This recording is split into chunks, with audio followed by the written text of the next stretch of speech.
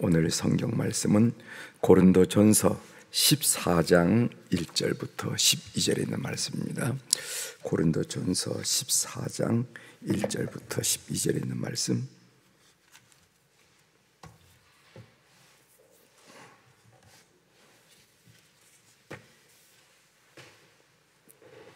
고린도전서 14장 1절부터 12절에 있는 말씀, 제가 이제 봉독해 드리겠습니다.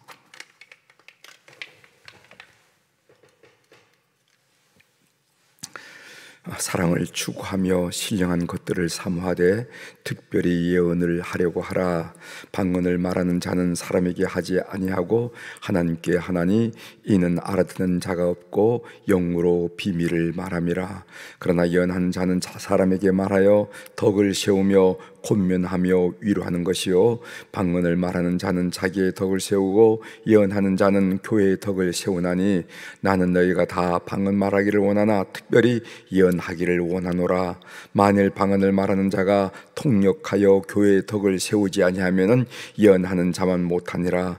그런지 형제들아, 내가 너희에게 나아가서 방언으로 말하고 계시나 지식이나 예언이나 가르치는 것으로 말하지 아니하면은 너에게 무엇이 유익하리요? 호필이나 검은고와 같이 생명 없는 것이 소리를 낼 때 그 음의 분별을 나타내지 아니하면은 필이 부는 것인지 검은고 탄 것인지 어찌 알게 되리요? 만일 나팔이 분명하지 못한 소리를 내면 누가 전투를 준비하리요? 이와 같이 너희도 혀로서 알아듣기 쉬운 말을 하지 아니하면은 그 말하는 것을 어찌 알리요? 이는 허공에다 말하는 것이라. 이같이 세상에 소리의 종류가 많으나 뜻없는 소리는 없나니 그러므로 내가 그 소리의 뜻을 알지 못하면은 내가 말하는 자에게 애국인이 되고 말하는 자도 내게 애국인이 되리니 그러므로 너희도 영적인 것을 사모하는 자인즉 교회의 덕을 세우기 위하여 그것이 풍성하기를 구하라. 아멘. 12절까지 함께 읽겠습니다. 오늘 우리가 읽은 고린도전서 14장 1절에서 12절에 있는 말씀을 중심으로 주제를 무엇보다 하나님의 말씀을 더 사모하라 하는 그런 고민의 말씀을 함께 나누려고 합니다. 무엇보다 하나님의 말씀을 더 사모하십시오. 우리가 지금 배우고 있는 이 고린도 교회는 유난히 은사가 많은 교회였습니다. 그런데 이 다양한 은사로 말미암아 어느 은사가 더 나은 은사인가? 내가 받은 은사가 더 크다. 내가 받은 은사는 더 작다. 내가 받은 은사가 더 낫다. 내가 받은 은사는 더 못하다. 이런 분쟁과 혼란이 일어났습니다. 고린도 교회에. 그 은사에 관한 말씀이 고린도전서 12장, 13장, 14장 이렇게 나오는데 그 내용을 한번 대충 정리하면은 바울 사도가 그 은사를 통해서 하시고자 하는 말씀을 알 수가 있어요. 그래서 그 은사를 제가 그 은사에 대한 권면을 네 가지로 먼저 좀 정리를 해드리도록 하겠습니다. 첫 번째로는 모든 은사는 한 성령으로부터 온 것이다. 이 말이에요. 고린도전서 12장 11절이죠. 여러분 한번 가까운 말씀이니까 한번 눈으로 한번 따라 보십시오. 고린도전서 12장 11절, 이 모든 일은 같은 한 성령이 행하사 그의 뜻대로 각 사람에게 나누어 주시는 것이라. 그래서 성령의 은사가 다양하지만은 그것은 한 성령으로부터 주어진 것이다. 이렇게 말하고 있습니다. 두 번째로, 그러므로 은사에는 우열 개념이 없다 이렇게 설명해요. 이것은 우등하고 저것은 열등하다 하는 그런 우열 개념이 없습니다. 고린도전서 12장 21절 한번 보시길 바랍니다. 고린도전서 12장 21절, 눈이 손들어 내가 너를 쓸 데가 없다 하거나 또한 머리가 발들어 내가 너를 쓸 데가 없다 하지 못하리라. 그럴 경우는 우리가 상상을 못하죠. 눈이 손들어 야, 손이 뭐가 중요하나 보는 게 중요하지 하면서 너는 쓸데없어 이렇게 말하면 몸에 어려움을 당하는 거죠. 또 머리가 발들어 넌 맨 밑에 있으니까 쓸데없어 보이지도 않는데 이렇게 말할 수가 없다는 겁니다. 발이 없은 그 유기체인 그 몸에게는 큰일 나는 거죠. 그래서 은사에는 우열의 개념이 없다. 세 번째로, 은사를 주신 목적은 교회를 섬기기 위함이다. 그래서 교회의 덕을, 유익을 끼치기 위해서 하나님이 은사를 주셨어요. 왜 우리 성도들이 각자에게 어떤 사람은 말씀을 전하는 은사, 어떤 사람은 신유의 은사, 어떤 사람은 방언의 은사, 어떤 사람은 방언 통역하는 은사, 어떤 사람은 예언하사, 이렇게 다양한 은사를 주신 이유는 뭐냐면은 이 교회, 주의 몸된 교회에 하나님의 거룩한 공동체인 이 교회를 어떻게 하면 유익하게 하겠는가, 덕을 세우기 위한 거라는 거죠. 고린도전서 14장 12절입니다. 그러므로 너희도 영적인 것을 사모하는 자인즉 교회의 덕을 세우기 위하여 그것이 풍성하기를 구하라, 이렇게 얘기했어요. 그래서 교회의 유익, 교회의 덕, 이 이야기가 그 은사를 공부할 때 꼭 나오는 말씀이라 하는 것을 기억해 주시길 바랍니다. 그 다음 네 번째로, 그 은사들은 사랑의 방식으로 행사되어야 된다. 우리가 은사를 가지고 사역할 때 그 바탕에는, 그 동기에는 그것은 사랑이라는 것이 있어야 된다는 겁니다. 그래서 고린도전서 12장 31절에 보면은 너희는 더욱 큰 은사를 삼하라. 내가 또한 가장 좋은 길을 너희에게 보이리라 해서, 가장 좋은 길이 뭐냐면은 사랑이죠. 그래서 고린도전서 이어서 13장을 사랑장으로 말하면서 사랑의 가치, 사랑의 속성, 사랑의 영원성을 우리가 어제 말씀으로 나눴다는 것을 기억하시길 바랍니다. 그래서 그 바울 사도의 은사에 대한 개념 다시 한번 정리하면, 모든 은사는 한 성령으로부터 온 것이다. 두 번째로, 그러므로 은사에는 우열의 개념이 없다. 세 번째로는 은사를 주신 목적은 뭔가, 이 교회를 섬기기 위한 것이다. 네 번째로, 그 은사는 어떻게 행사해야 되냐면 사랑으로 행사해야 된다. 아무리 놀랍고 대단한 은사를 행하더라도 그 사랑의 바탕이 없으면, 사랑으로 행하지 않으면 그건 오히려 상처를 주고 혼란을 일으키고 분란을 일으킨다 하는 말씀을 바울 사도께서 지금 하고 계시죠. 이제 본문 고린도전서 14장 1절부터 12절, 오늘 우리가 봉독한 내용을 한번 살펴보도록 하겠습니다. 그 내용은, 본문은 바울 사도는 예언이 방언보다 좋다고 논증을 하고 있습니다. 그 좋은 이유가 있어요. 그 좋은 이유가 무엇인가? 그것은 예언이 방언보다 우등한 개념이기 때문이 아니라, 그리고 방언이 예언보다 열등하기 때문이 아니라, 이유는 예언이 성도와 교회의 덕을 세우는데 더 귀하게 사용되더라 이 말이죠. 반면 방언의 통역이 없으면은 그 사람이 도대체 무슨 말을 하는지 아무도 모른다 이 말이죠. 그래서 교회 공동체에 오히려 분란만을 일으키는 요소가 된다. 그렇기 때문에, 그런 소지가 있기 때문에 오히려 방언보다 예언하기를 더 사모하고 원하라, 이렇게 바울 사도가 가르치는 것을 보게 됩니다. 이제 본문을 한 구절씩 보겠습니다. 자, 1절 보겠어요. 1절, 사랑을 추구하며 신령한 것들을 사모하되 특별히 예언을 하려고 하라, 이렇게 말씀하셨어요. 여기 사랑을 추구하며 신령한 것들을 사모하되, 요 말은 고린도전서 12장 32절 31절과 비교해 보면은 재미있는 것을 발견하게 됩니다. 고린도전서 12장 31절은 어떤 말씀이냐면은, 너희는 더욱 큰 은사를 사모하라. 내가 또한 가장 좋은 길을 너희에게 보이리라. 여기서 너희는 더욱 큰 은사를 사모하라, 이것은 신령한 것들을 말하고, 내가 또한 가장 좋은 길을 보이리라, 그것은 사랑을 말한다는 것을 이미 여러분들에게 가르쳐 드렸습니다. 따라서 오늘 고린도전서 14장 1절의 말씀은 고린도전서 12장 31절을 받아서 그 역순으로 한 말씀임을 우리가 알게 됩니다. 여기 특별히 예언을 하려고 하라 하는 말인데, 이 예언이라는 글자, 제가 여러분들에게 설명을 드렸지만은, 예언의 그 한자어가 그 미리의 말씀 이런 예언이 있고, 예언, 맡길 예, 말씀언 이렇게 될 수가 있어요. 그래서 예금해라 이럴 때는 맡길예 말씀언 이렇게 되죠. 예언한다. 점쟁이에서는 여러분 그 미아리 고개 왼쪽에 보면 말입니다. 거기 보면 도남동 쪽이 되나 그렇죠. 거기 보면은 각가지 점쟁이들이 많다는 거죠. 특별히 어느 집에는 곤사, 집사, 특별히 우대함 이런 점집도 있다고 그래요. 곤사.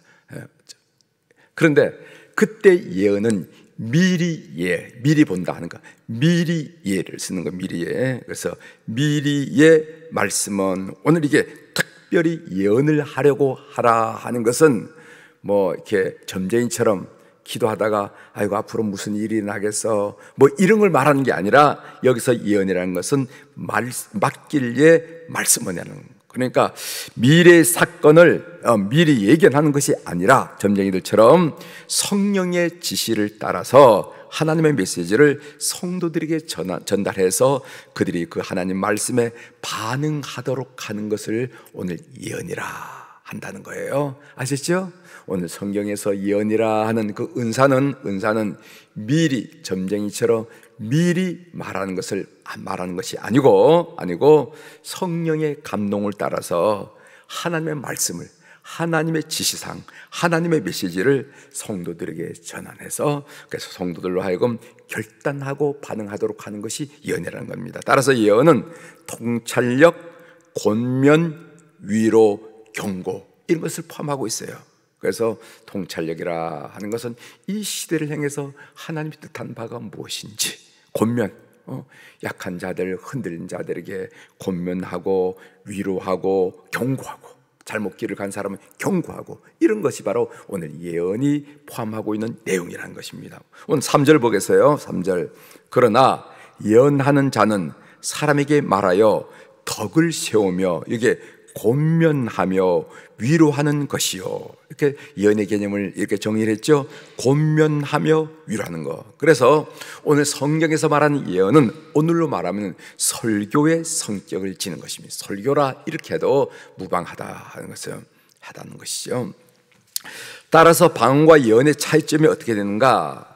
첫 번째로 방언은 사람이 알아들을 수 없는 하나님께 드리는 기도 찬양으로 이해할 수 있다면 예언이라는 것은 사람이 이해할 수 있는 말씀과 관련된 것 이렇게 정의할 수 있어요. 두 번째로 방언은 자기 자신에게 유익하다면 예언은 교회 공동체에 유익하다는 거예요. 그래서 4절에 보면 방언을 말하는 자는 자기의 덕을 세우고 예언하는 자는 교회의 덕을 세우나니. 그래서 세 번째로 바울의 고면은 무엇인가 하면은 예언하기를 원하노라. 5절에 나오죠.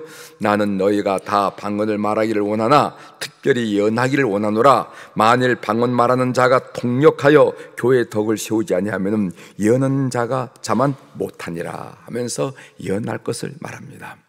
그러면서 바울 사도는 결론적으로 6절에 이렇게 얘기해요. 6절에 그런즉, 이 그런즉이란 말은 결론을 이끄는 접속사이죠. 그런즉 형제들아 내가 너희에게 나아가서 방언으로 말하고 계시나 지식이나 예언이나 가르치는 것으로 말하지 아니하면은 너희에게 무엇이 유익하리요? 이렇게 말했습니다. 여기 보면 계시나 지식이나 예언이나 가르치는 것, 이것들은요 하나님의 말씀과 관련된 단어들이라는 겁니다. 그래서 계시나 지식이나 예언이나 가르치는 것, 이것이 하나님의 말씀과 관련된다는 겁니다.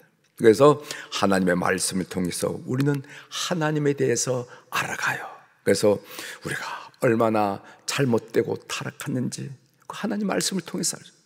그리고 하나님이 우리를 얼마나 사랑하는지 그 하나님 말씀을 통해서, 그리고 하나님이 우리를 구원하는 방법은 무엇인지, 어떻게 하나님이 우리를 구원하시는 그 말씀을 통해서 알았어요. 또 하나님이 우리를 위해서 예배하고 준비한 것은 무엇인지 하나님의 말씀을 통해서 알 수 있다는 거예요. 그래서 그 무엇보다 하나님의 말씀을 읽고 묵상하고 순종하는 것이 훨씬 더 유익하다는 거예요. 여러분, 하나님의 말씀을 사모하는 우리 교우들이 다 되길 바랍니다. 우리 교우들은 참 하나님 말씀, 조금 이따 설명을 드리겠지만은, 말씀을 예를 드리겠지만은 하나님 말씀을 참 사모해요. 여러분 히브리서 4장 12절에 보면은 하나님의 말씀은 살아있고 활력이 있어. 좌우의 날선 어떤 검보다 예리하여 혼과 영과 및 관절과 골수를 찔러 쪼개기까지 하며 또 마음의 생각과 뜻을 판단하나니. 이렇게 하나님 말씀이 좌우의 날선, 한쪽 면만 날선 게 아니라 좌우에 날서있어요. 그 말씀이 스치기만 해도 그 우리의 혼과 연과 관절과 골수를 쪼개고 찔리기 때문에 우리가 말씀 안에서 녹아지고, 말씀 안에서 굴복하고, 말씀 안에서 우리가 삶을 새롭게 하고, 말씀 안에서 우리가 일어나게 된다는 거예요. 그 말씀이 중요해요. 여러분, 우리 교회에 이형택 권사님이라는 분이 계신데 연세가 81이에요. 심성자 권사님의 부군 되신 어른이십니다. 81. 이분이 영어로 신구약 성경을 다 필사했다고 그러더라고요. 또 우리 교회 황선우 권사님이라는 분이 계신데 이분의 연세는 79이에요. 이분도 영어로 신구약 성경을 거의 맞춰간다고 그러시더라고요. 여러분 놀랍지 않으세요? 여러분 뭐 20, 30대가 영어로 이렇게 한다고 그러면 요즘 영어를 이런데 81살 되신 어른이 79살 되신 어른이 영어를 하려면 최소한 단어는 알아야 될 거 아닙니까? 그 단어를 알아야지 뭐 A하고 A 옮기고 B하고 B 옮길 수 없잖아요. 그죠? 적어도 단어, 그리고 나아가서 구 정도는 알아야 단어 하나 옮길 수는 없잖아요. 구 정도 한 번에 읽고 구 정도로 해서 옮길 수 있는 거 아니겠습니까? 저는 그 얘기를 듣고 이야 참 놀랍다. 81살 되신 어른이 영어로 필사라고, 79살 되는 우리 권사님이 영어로 필사라고, 그걸 다 마치 우리 이형택 권사님 마쳤다고 그러시더라고. 우리 항선호 권사님 거의 끝나간다고 그러시더라고. 그리고 더 놀라운 것은요, 우리 교회 전수계 권사님 계시잖아요. 94. 이 권사님이 지난번 안나 모임에서 얘기하시는데 이번 코로나 2년 동안에 그 94살 되는 어른이 손글자로 신구약성을 다 썼다고 그러더라고요. 연세가 어떻게 되신다고요? 94. 우리가 돈 좀 받아야 되지 않겠습니까? 코로나 때문에 답답하다는 얘기 할 이유가 없지요. 이분은 코로나 기간 동안에 성경을 2년 동안에 신구약 성경을 94살, 난 어떻게 94살 어떻게 볼펜을 찍고 그 썼는지 모르겠어요. 그걸 신구약 성경을 필사를 완료했다고 그러더라고요. 저희 경험은 말입니다. 우리가 인생의 끝을 잘하려면은, 이건 성경에 나온 얘기가 아니에요. 저희 목회 경험, 목회 이제 40년이 넘었잖아요. 그 목회 경험을 보면은요, 그 인생의 끝을 잘하면 어떻게 되냐면, 제가 두 가지를 발견했어요. 하나는 새벽 기도를 나오시면 끝이 좋습니다. 제가 팁을 드리는 거예요. 새벽 기도를 나오면 끝이 좋아요. 전 주변에서 그걸 많이 봤어요. 그리고 또 하나는 성경을 읽으면 끝이 좋습니다. 제가 이전교회에서 어느 장로님 얘기 말씀드렸죠. 그 마지막 순간에 장로님이 교회장을 하는데 얼마나 은혜가 충만하든지, 얼마나 충만.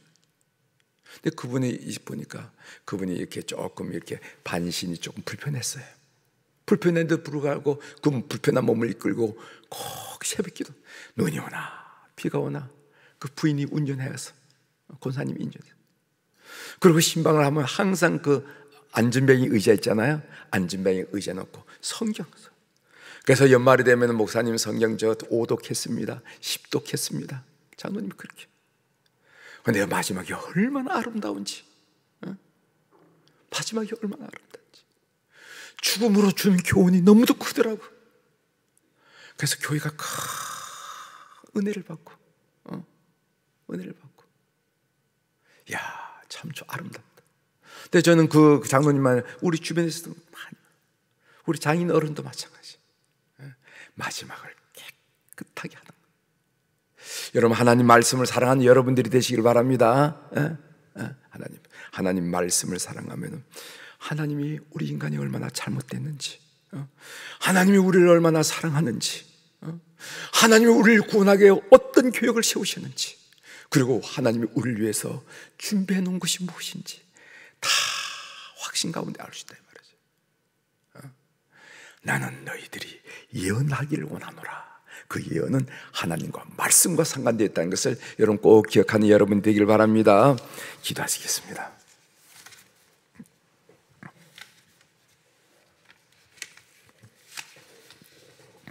하나님 아버지, 오늘 바울 사도께서 방언과 예언을 비교하면서 방언받기를 다 좋아하지만은 그러나 나는 너희들이 예언하기를 원하노라 하는데 그 예언이 도대체 무슨 말일까? 그 예언이라는 것은 점쟁이들처럼 미리 보는 것이 아니라 하나님의 말씀을 맡겼는데 그 맡겨진 말씀을 우리가 잘 헤아리는 그것이 바로 예언이라 하는 것을 우리가 알게 됩니다.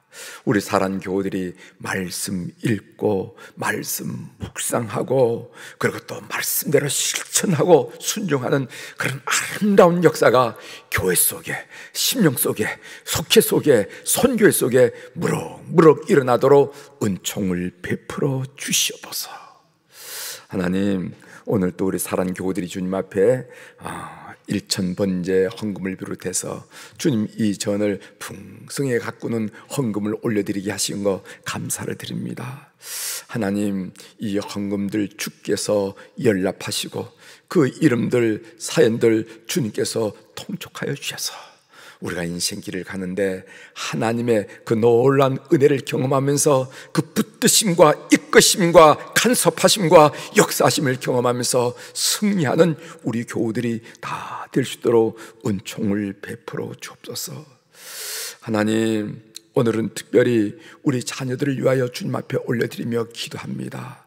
하나님, 우리가 눈만 감으면 제일 먼저 떠오르는 얼굴들, 제일 먼저 주님 앞에 고하는 이 기도 제목들이 우리의 자녀들이 아닙니까?